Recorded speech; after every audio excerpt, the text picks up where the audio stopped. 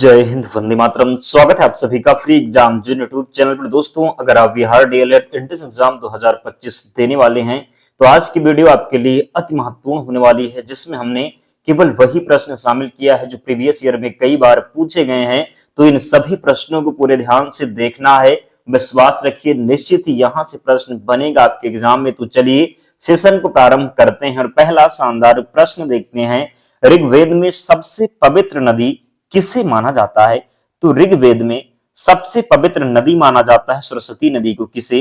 तो ऋग्वेद में सबसे पवित्र नदी सरस्वती नदी को माना जाता है। अगला प्रश्न है, वैदिक समाज की आधारभूत इकाई क्या थी? तो वैदिक समाज की आधारभूत इकाई थी कुटुंब या फिर कुल कह सकते हैं। अगला है, उज्जैन का प्राचीन नाम क्या था? तो अवंतिका था। उज्जैन का प्राचीन नाम क्या था? तो उज्जैन का प्राचीन नाम अवंतिका था। नंद वंश का संस्थापक कौन था? महापद्मनंद नंद वंश के संस्थापक थे। अगला प्रश्न है, हर्यक वंश के किस शासक को कुनिक कहा जाता था? तो अजात शत्रु को। किसे? तो हर्यक वंश के किस शासक को कुनिक कहा जाता था? तो अजात शत्रु को। भगवान महावीर का प्रथम शिष्य कौन थे? तो भगवान महावीर का प्रथम शिष्य जमाली कौन था? तो भगवान महावीर का प्रथम शिष्य था जमाली। अगला प्रश्न है, कौन था जिसका नाम दीवान पियादसी भी था? वह व्यक्ति कौन था जिसका नाम दीवान पियादसी भी था? तो अशोक हो जाएगा। सबसे प्राचीनतम राजवंश कौन सा है? मौर्य राजवंश की बात करेंगे तो ये सबसे प्राचीनतम राजवंश है। जनसंख्या की दृष्टि से बिहार भारत में कौन सा स्थान है? तो बिहार का तीसरा स्थान है। कौन सा? तो जनसंख्या की दृष्टि से बिहार भारत में कौन सा स्थान है? तीसरा है। बिहार में नगर समूह कुल कितने हैं? तो 14 नगर समूह। कितने? तो बिहार में नगर समूह कुल कितने हैं? तो 14 इसका सही उत्तर है। चंद्रगुप्त के शासन विस्तार में किसने मुख्य रूप से मदद की थी? चंद्रगुप्त के शासन विस्तार में किसने मुख्य रूप से मदद की थी? तो चाणक्य ने की थी। किसने? तो चाणक्य ने मदद की थी।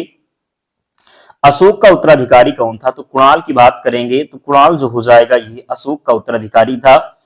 मौर्य साम्राज्य की स्थापना किसने की थी? चंद्रगुप्त मौर्य ने। किसने? तो चंद्रगुप्त मौर्य के द्वारा मौर्य साम्राज्य की स्थापना की गई थी। नंद वंश के पश्चात मगध पर किस राजवंश ने शासन किया? तो मौर्य इसका सही उत्तर है। नंद वंश के पश्चात मगध पर किस राजवंश ने शासन किया? मौर्य इसका राइट आंसर हो जाएगा। बिहार में कुल नगर निगम कितने हैं? तो 199 हैं। कितने? तो बिहार में कुल नगर निगम कितने हैं? 199। मेगास्थनीज की पुस्तक का नाम क्या है? इंडिका हो जाएगा मेगास्थनीज की पुस्तक का नाम। कौटिल्य के अर्थशास्त्र में किस पहलू पर प्रकाश डाला गया है? तो राजनीतिक नीतियां इसका सही उत्तर हो जाएगा। कौटिल्य के अर्थशास्त्र में किस पहलू पर प्रकाश डाला गया है? राजनीतिक नीतियां इसका सही उत्तर है। कौन सा क्षेत्र अशोक के साम्राज्य में सम्मिलित नहीं है? तो श्रीलंका हो जाएगा। क्या? तो कौन सा क्षेत्र अशोक के साम्राज्य में सम्मिलित नहीं था? श्रीलंका इसका राइट आंसर है। और एक बात आपसे कहना चाहूंगा, आप लोग वीडियो तो देख लेते हैं बट ना ही लाइक करते हैं और ना ही चैनल को सब्सक्राइब करते हैं। आपको नहीं पता बहुत मेहनत लगती है प्रीवियस ईयर प्रश्नों को लाने में। तो प्लीज आप लोग भी सपोर्ट करें ताकि हमारा भी मोटिवेशन बना रहे, हम आगे काम कर सकें। और मैं आपको विश्वास दिलाता हूं, अगर आप डेली हमारे साथ जुड़ते हैं तो आप एग्जाम हॉल में जाएंगे, एक भी प्रश्न बाहर नहीं जाएगा, आप निश्चित ही सफल होंगे। तो प्लीज आप लोग भी सपोर्ट करें ताकि हमारा भी मोटिवेशन बना रहे। तो जल्दी से वीडियो को लाइक कर दीजिए। पाटलिपुत्र में स्थित चंद्रगुप्त का महल मुख्यतः किसका बना था? तो लकड़ी का बना था। किसका बना था? तो लकड़ी का बना था। बिहार राज्य में विधानसभा की कुल सीटें कितनी हैं? तो 243 हो जाएगा। बिहार राज्य में विधानसभा की कुल सीटें 243 हैं। मौर्य काल में सीता से क्या तात्पर्य है? तो राजकीय भूमि से प्राप्त आय हो जाएगा। मौर्य काल में सीता से क्या तात्पर्य है? तो राजकीय भूमि से प्राप्त आय। भारतीय लिखने की कला नहीं जानते या किसने कहा था? तो मेगास्थनीज ने कहा था। किसने? तो भारतीय लिखने की कला नहीं जानते, ये मेगास्थनीज ने कहा था। गुप्त राजवंश किसके लिए प्रसिद्ध था? गुप्त राजवंश किसके लिए प्रसिद्ध था? तो कला एवं स्थापत्य के लिए प्रसिद्ध था गुप्त राजवंश। क्या? तो कला।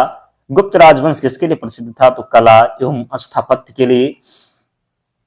अजंता कलाकृतियां किससे संबंधित हैं? तो अजंता कलाकृतियां जो है ये गुप्त काल से संबंधित है। किससे? तो अजंता कलाकृतियां गुप्त काल से संबंधित हैं। बिहार राज्य में लोकसभा की कुल सीटें कितनी हैं? तो 40 सीटें हैं। कितनी? तो बिहार राज्य में लोकसभा की कुल सीटें 40 हैं। अजंता चित्रकारी का विषय वस्तु किससे संबंधित है? तो बौद्ध धर्म से संबंधित है। अजंता चित्रकारी का विषय वस्तु किससे संबंधित है? तो बौद्ध धर्म से। उत्तर गुप्त युग में जो विश्वविद्यालय प्रसिद्ध था उसका नाम बताइए। नालंदा विश्वविद्यालय हो जाएगा। उत्तर गुप्त युग में जो विश्वविद्यालय प्रसिद्ध था उसका नाम क्या है? तो नालंदा विश्वविद्यालय। फाहयान किसके शासनकाल में भारत आया था? चंद्रगुप्त द्वितीय के शासनकाल में। किसके शासनकाल में? तो चंद्रगुप्त द्वितीय के शासनकाल में फाहयान भारत आया था। भारतीय राष्ट्रीय कांग्रेस के पहले अध्यक्ष कौन थे? डब्ल्यू.सी. बनर्जी। कौन? तो भारतीय राष्ट्रीय कांग्रेस के पहले अध्यक्ष थे डब्ल्यू.सी. बनर्जी। भारतीय राष्ट्रीय कांग्रेस के 1905 के बनारस अधिवेशन के अध्यक्ष कौन थे? गोपाल कृष्ण गोखले इसका राइट आंसर हो जाएगा। भारतीय राष्ट्रीय कांग्रेस के 1905 के बनारस अधिवेशन के अध्यक्ष कौन थे? गोपाल कृष्ण गोखले।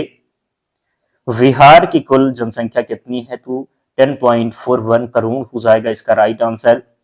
दादा भाई नौरोजी ने 1866 ईस्वी में ईस्ट इंडिया एसोसिएशन की स्थापना कहाँ की थी? तो लंदन में। कहां पर? तो लंदन में। 1870 में पूना सार्वजनिक सभा की स्थापना किसने की थी? महादेव गोविंद रानाडे ने। किसने? तो महादेव, बात करेंगे महादेव गोविंद रानाडे ने। 1870 में पूना सार्वजनिक सभा की स्थापना किसने की? तो महादेव गोविंद रानाडे। भारतीय नेताओं में से कौन एक ब्रिटिश द्वारा इंडियन सिविल सर्विस से बर्खास्त कर दिया गया था? सुरेंद्र नाथ बनर्जी। क्या हो जाएगा? तो भारतीय नेताओं में से कौन एक ब्रिटिश द्वारा इंडियन सिविल सर्विस से बर्खास्त कर दिया गया था? तो सुरेंद्र नाथ बनर्जी। बिहार में लिंगानुपात कितना है? तो 918 इसका सही उत्तर हो जाएगा। बिहार में लिंगानुपात कितना है? 918। उदारवादियों की कार्य पद्धति को किसने भिखमंगी राजनीति की संज्ञा दी है? तो उग्रवादियों ने। उदारवादियों की कार्य पद्धति को किसने भिखमंगी राजनीति की संज्ञा दी है? तो उग्रवादियों ने। भारत में करजन के प्रशासन की तुलना औरंगजेब से किसने की? तो गोपाल कृष्ण गोखले ने। किसने? तो भारत में करजन के प्रशासन की तुलना औरंगजेब से किसने की? तो गोपाल कृष्ण गोखले ने। किसने की? तो गोपाल कृष्ण गोखले ने। गोपाल कृष्ण गोखले ने किस वर्ष में भारत सेवक मंडल की स्थापना की थी? 1905 में। कब? तो 1905 में। बिहार में न्यूनतम पुरुष साक्षरता वाला जिला कौन सा है? तो पूर्णिया हो जाएगा। बिहार में न्यूनतम पुरुष साक्षरता वाला जिला पूर्णिया इसका राइट आंसर है। महात्मा गांधी ने सत्याग्रह क्रियाविधि सबसे पहले कहां प्रयोग की? चंपारण में। कब? तो 1917 में। कब? तो 1917 में। जय हिंद का नारा किसने दिया? सुभाष चंद्र बोस जी के द्वारा। किसके द्वारा? तो सुभाष चंद्र बोस जी के द्वारा जय हिंद का नारा दिया गया। किसने कहा था तुम मुझे खून दो मैं तुम्हें आजादी दूंगा? सुभाष चंद्र बोस ने कहा था तुम मुझे खून दो मैं तुम्हें आजादी दूंगा। देशबंधु की उपाधि से किसे जाना जाता है? तो चित्तरंजन दास को। किसे? तो देशबंधु की उपाधि से जाना जाता है चित्तरंजन दास को। कांग्रेस ने भारत छोड़ो आंदोलन का प्रस्ताव किस वर्ष पारित किया? 1942 में। अमृत बाजार पत्रिका की स्थापना किसने की थी? शिशिर कुमार घोष के द्वारा अमृत बाजार पत्रिका की स्थापना की गई थी। झंडा गीत किसने लिखा है? तो श्यामलाल गुप्त पार्षद के द्वारा झंडा गीत लिखा गया है। संविधान सभा के विचार का औपचारिक रूप से प्रतिपादन किसके द्वारा किया गया? एम.एन. रॉय के द्वारा। किसके द्वारा? तो संविधान सभा के विचार का औपचारिक रूप से प्रतिपादन किया गया एम.एन. रॉय के द्वारा।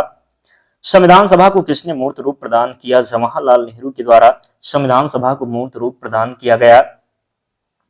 1938 में किस व्यक्ति ने वयस्क मताधिकार के आधार पर संविधान सभा की गठन की मांग की? तो जवाहरलाल नेहरू ने। संविधान सभा की गठन की मांग सर्वप्रथम 1895 में किसके द्वारा प्रस्तुत की गई? बाल गंगाधर तिलक के द्वारा।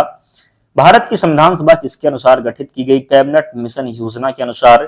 कैबिनेट मिशन योजना के अनुसार संविधान सभा के कुल कितने सदस्य थे? 379 सदस्य थे। कितने? तो कैबिनेट मिशन योजना के अनुसार संविधान सभा के कुल कितने सदस्य थे? 379। इसका सही उत्तर हो जाएगा। संविधान सभा के अस्थायी अध्यक्ष कौन थे? डॉक्टर राजेंद्र प्रसाद संविधान सभा के अस्थायी अध्यक्ष थे। बात करें अस्थायी अध्यक्ष तो डॉक्टर सच्चिदानंद सिन्हा थे। 11 दिसंबर 1946 को किसे संविधान सभा का अस्थायी अध्यक्ष चुना गया? डॉक्टर राजेंद्र प्रसाद को। संविधान के विभिन्न पहलुओं के अध्ययन हेतु संविधान सभा में कितनी समितियां नियुक्त की गई? तो 13 समितियां नियुक्त की गई थी। कितनी? तो 13 इसका सही उत्तर हो जाएगा।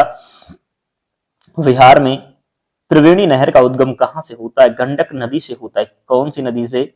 तो बिहार में त्रिवेणी नदी का जो उद्गम होता है ये गंडक नदी से होता है। संविधान सभा में उद्देश्य प्रस्ताव किसने प्रस्तुत किया? जवाहरलाल नेहरू के द्वारा। किसके द्वारा?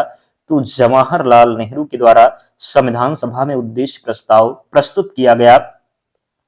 भारत का संविधान पूर्ण रूप से कब तैयार हुआ? तो 26 नवंबर 1949 को। कब? तो भारत का संविधान पूर्ण रूप से कब तैयार हुआ? 26 नवंबर 1949 को। भारतीय संविधान कब अंगीकृत किया गया? तो 26 नवंबर 1949 को भारतीय संविधान अंगीकृत किया गया। भारत की संप्रभुता किसमें निहित है? तो भारत की संप्रभुता की बात करेंगे तो ये भारत की जनता में। किसमें? तो भारत की जनता में निहित है भारत की संप्रभुता। की प्रस्तावना में देश का कौन सा नाम उल्लिखित है? तो भारत और इंडिया हो जाएगा क्या? तो भारतीय संविधान की प्रस्तावना में देश का कौन सा नाम उल्लिखित है? तो भारत और इंडिया। भारतीय संविधान की उद्देशिका का संशोधन कितनी बार किया गया है? तो एक बार किया गया। कितनी बार? तो एक बार। भारत के संविधान की प्रस्तावना में प्रथम संशोधन कब किया गया? तो 1976 में 42वां संविधान संशोधन था। विश्व का सबसे बड़ा लिखित एवं सर्वाधिक व्यापक संविधान किस देश का है? तो भारत का है। मौलिक अधिकार एवं राज्य के नीति निर्देशक तत्वों के विषय में कौन सा कथन सही है? तो वह एक दूसरे के पूरक होते हैं। भारत के संविधान में अंतर्राष्ट्रीय सुरक्षा को प्रोत्साहन देना सन्निहित है राज्य के नीति निर्देशक तत्वों में। किसमें? तो राज्य के नीति निर्देशक तत्वों में। भारत के संविधान में अंतर्राष्ट्रीय सुरक्षा को प्रोत्साहन देना सन्निहित है राज्य के नीति निर्देशक तत्वों में। संविधान के किस अनुच्छेद में न्यायपालिका का कार्यपालिका से पृथक्करण का उल्लेख किया गया है? तो अनुच्छेद 50 इसका सही उत्तर हो जाएगा। भारतीय संविधान में मूल कर्तव्यों को शामिल करने का विचार किस देश के संविधान से लिया गया है? तो पूर्व सोवियत संघ हो जाएगा क्या? तो पूर्व सोवियत संघ इसका सही उत्तर हो जाएगा। भारत के संविधान के किस अनुच्छेद में मौलिक कर्तव्य की चर्चा की गई है? तो अनुच्छेद 51 ये में। किसमें? तो भारत के संविधान में किस अनुच्छेद में मौलिक कर्तव्य की चर्चा की गई है? तो अनुच्छेद 51 ये में। वर्तमान में संविधान में कुल कितने मूल कर्तव्यों का उल्लेख है? 11 मूल कर्तव्य हैं। भारत की संघीय व्यवस्थापिका को किस नाम से जाना जाता है? संसद के नाम से जाना जाता है। दोस्तों इतने प्रश्न, ये वही प्रश्न है जो प्रीवियस ईयर में कई बार पूछे गए हैं, तो इन प्रश्नों को जरूर याद कर लेना। और पीडीएफ के लिए टेलीग्राम चैनल से जुड़ जाना, लिंक डिस्क्रिप्शन बॉक्स में है, या फिर आप टेलीग्राम पर जाएंगे और सर्च करेंगे फ्री एग्जाम जोन, आपको चैनल मिल जाएगा, ज्वाइन हो जाना, वहां पर आपको सारी पीडीएफ मिल जाएगी। तो मिलते हैं नेक्स्ट वीडियो में, तब तक पढ़ते रहिए, ध्यान रखिए अपना, स्वस्थ और सुरक्षित रहिए। जय हिंद।